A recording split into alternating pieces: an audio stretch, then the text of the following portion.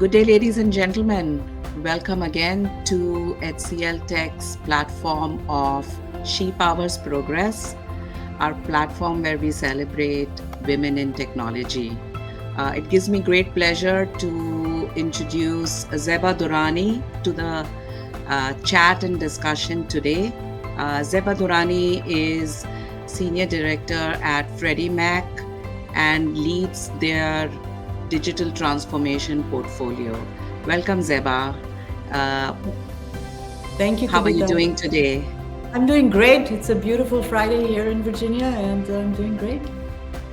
Okay, Zeba. Zeba, I did a very, very brief introduction for you because we want our listeners to really hear it from you directly. So if you could introduce yourself a little bit, tell us about how it all started. What is Zeba all about? Of course, we'd be happy to. So first of all, today, like Kavita said, I'm a director. I lead multiple agile delivery teams focusing on business value, doing modernization efforts and digital transformation for the business in the financial services industry. So where it started, that's a good story and a good question. I actually entered into engineering quite reluctantly and incidentally. I grew up in a small town, actually a city in Kashmir, which is north of India. And my parents insisted that I go to engineering school. They were both doctors and I didn't want to be a doctor. So that was the other choice. There weren't a lot of choices. So they insisted and I applied. And I got selected to do engineering. And, at that time, I went from a all-girls school to a engineering school, which at that time was about 90% male. So that was quite a shock. I went and did engineering there and tried to understand how to fit in that environment. But it was a really learning experience. I finished my engineering actually at the top percentage of my class, at a time when a lot of women didn't do engineering. And then I moved continents. I moved from there to Vancouver, Canada, another beautiful place to live in. And I did my MBA there and really learned the business of technology.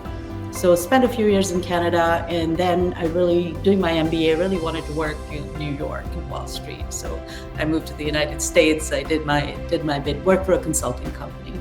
And that was a Wall Street consulting company. I was not in technology. I was more in the consulting side. And I realized I was just itching to get back. And I was a technologist at heart, and it wasn't making me happy. So from that point on, I joined the financial services industry and as a software developer, and have since moved through that for the last 25 years. I've been in financial services and technologist at heart. Whatever I've done, I've learned throughout my journey as a leader in my career. I know one thing that I've been very passionate about: women in technology, and really lifting and showcasing the voices of women in technology. And here I am. Wow, that's like an amazing journey. From what I heard, you moved borders, you moved skill sets, you moved roles. And I'm sure all of that really, really contributed to who you are today. So from that perspective, if you have to guide young women today, or maybe not so young, what would you say girls should do to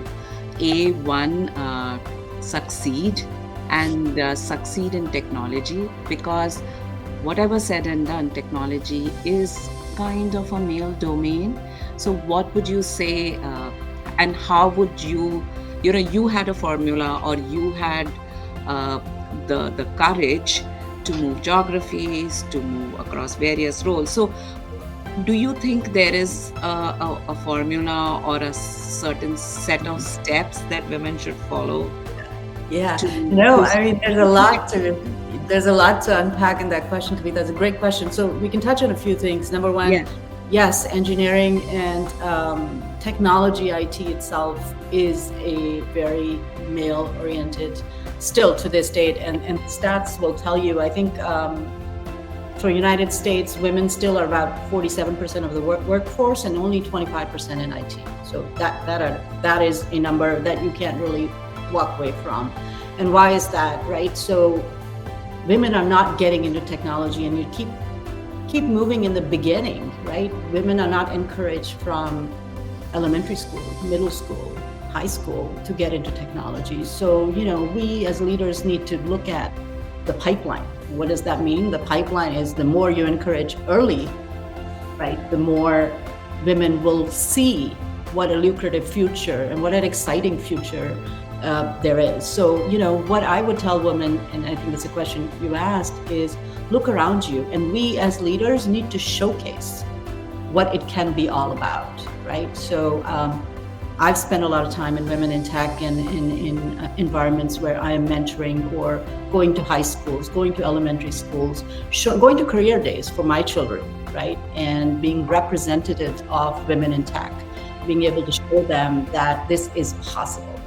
Right, so we all need to do that, and I do a lot of that. So I would tell girls that there's a bright future, right? And we are uniquely positioned to have an impact on the future of technology. So look around you, look for role models, look for the people that can encourage you to get there. And if your heart is in it, there is really no formula. You will go out and get it. And by the way, on that topic, there's a number that is alarming. So you do get women in technology, but I believe it's 50% women who are in IT tend to exit by the age of 35. That number is more alarming to me. So even if you can get the women to come and really have an impact in technology, why are they leaving? So some more things that we have to do to create an environment where women can thrive and have that career and not feel compelled to quit, right? So there is a retention part of that too. You find the future, you get the women in here, then you have to retain them and show them that there's a path forward, right? They're continuing to grow and have an impact. So that gives me perfect segue to ask the next question, Zeba. You touched upon how you take time out to coach little girls, to coach younger members in your team. So what role do you think mentorship played in your career? And how do you see not only you, but people like me and others developing into very, very effective mentors? Yeah. That's a great question. And mentorship, role models, champions, advocates, all kind of fall in that bucket that really belong in your ecosystem to help lift you up, right? That's how I think about it. And it's not just in your career journey. Early on, you start when you start in school, you start in college, right? In the United States, here in our school system, there are plenty of avenues available for mentorship, of course. When I went to engineering, for example, my biggest challenge was I went from an all-girls school where confidence was really high, right? You knew everything, to suddenly a male-dominated engineering school where you really had to double down and prove yourself, right? And it's a crucial moment in your life that you say, okay, I could use somebody's advice, or I could look up to somebody who is a role model for me, or there are advocates around me, whether they're professors or they're teachers that outside of your area that can help you get over the hump, right? I experienced that in my school, and ultimately I graduated, top percentage of my class. Those people helped me. And when I moved to my career, I realized that early on in the career, it was all great. I'm writing code, everything is great, right? You don't really think about where you have to go because you're having so much fun. And as you move up in your career, it gets harder and harder, right? And I remember there were many times that I would go to a meeting and I could not get a word in, right? You would leave the meeting without making my point. I'm sure you've experienced that. Yeah. And so once that happened many times, I started to think, what's happening, right? And then you think about, how to self-mentor yourself, number one, right? That is also mentorship. Like, what am I doing? What do I need to get out of this? and how do I become intentional and purposeful in my career journey, right? So example of meetings, I rarely go to a meeting now without really knowing what I'm going to say, what I'm going to get out of it.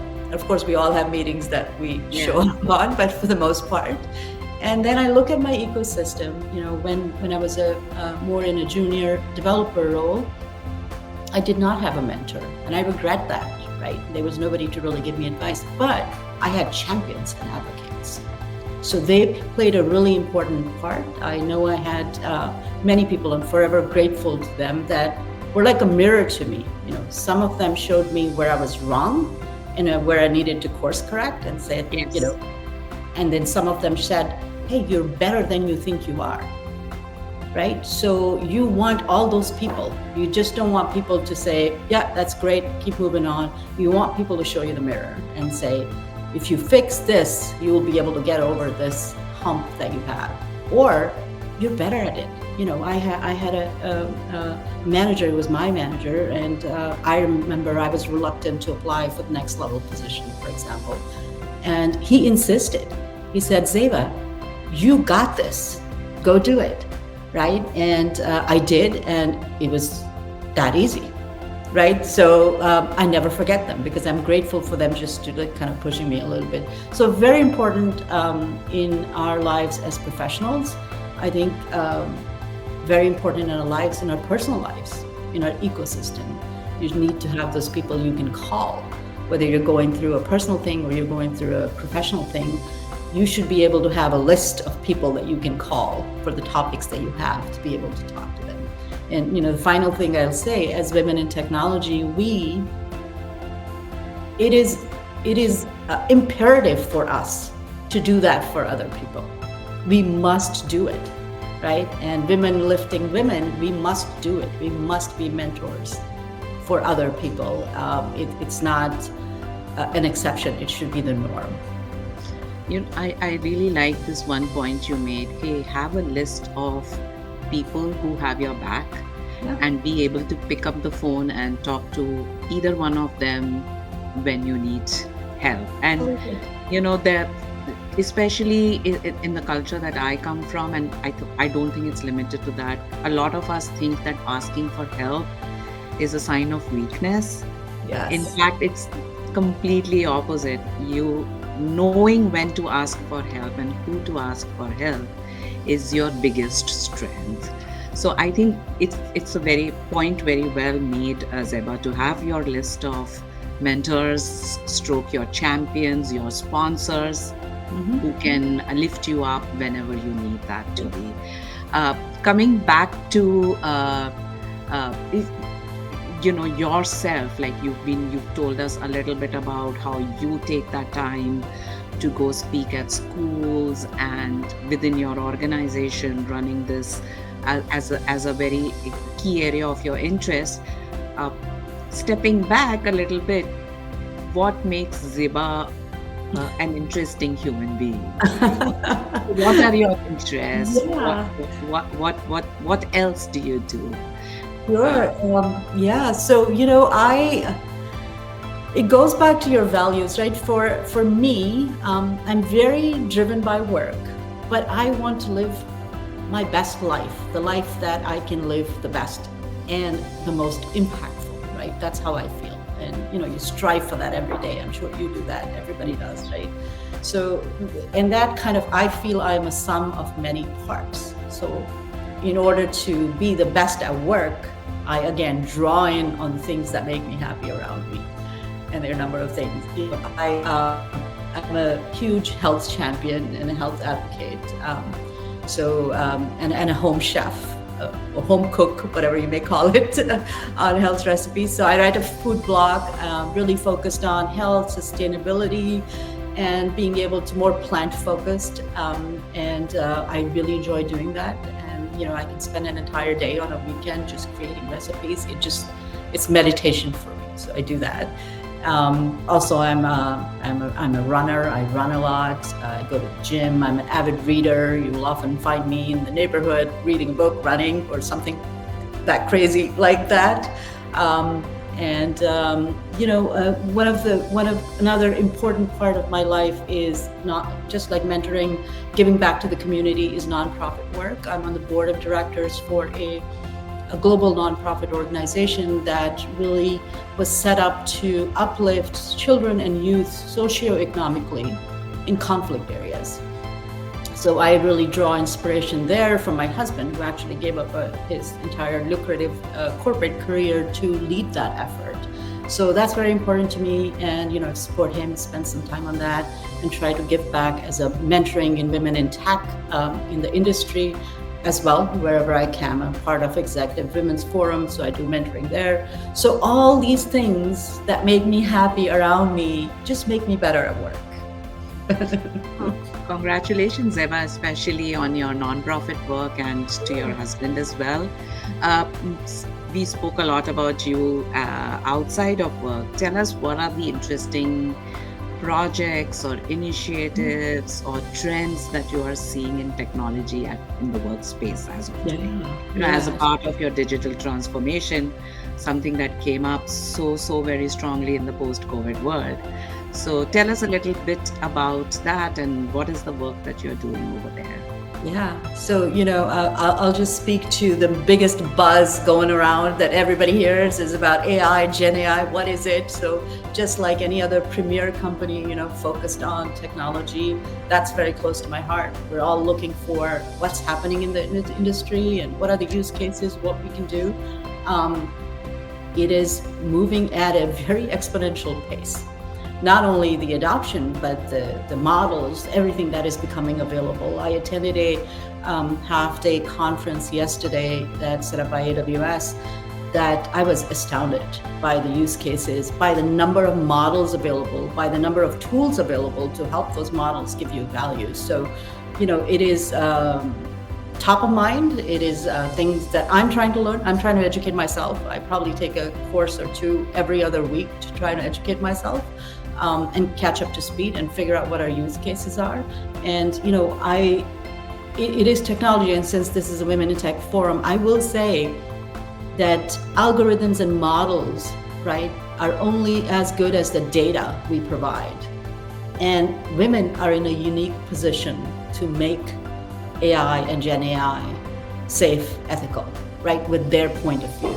So another area where women in technology can have a huge impact is participate. And if we don't include the women's voices and the impact they've had, there will be bias, right? So we should all be excited about AI and contribute wherever we can.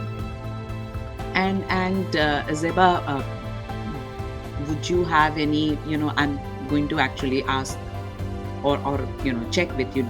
Do you think you have any prescriptive steps that women can take now to kind of make sure that they are going to be forefront in this whole journey of AI and this whole generative chat GPT, etc.